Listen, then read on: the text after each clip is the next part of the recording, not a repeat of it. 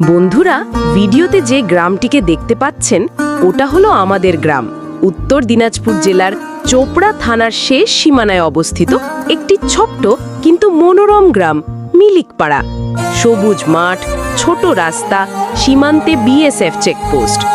এই সীমান্ত এলাকার ছোট্ট গ্রামটি ভারতের শেষ সীমানায় হলেও শান্তি আর ঐক্যের প্রতীক।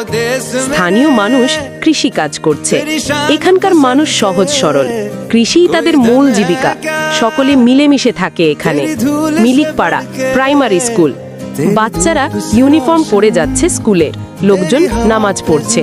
গ্রামের মাঝে আছে একটি মনোরম মসজিদ, ধর্মীয় শান্তি ও ঐক্যের নিদর্শন। BSF camp. বিএসএফ জওয়ান টহল দিচ্ছে। ক্যাম্পের দৃশ্য। সীমান্তে আছে বিএসএফ ক্যাম্প, যারা দেশরক্ষা ও এলাকার নিরাপত্তায় সদা সতর্ক। মিলিকপাড়া সীমান্তে থেকেও এক শান্তির গ্রাম, যেখানে মানুষের হৃদয় জুড়ে ভালোবাসা আর ঐক্য।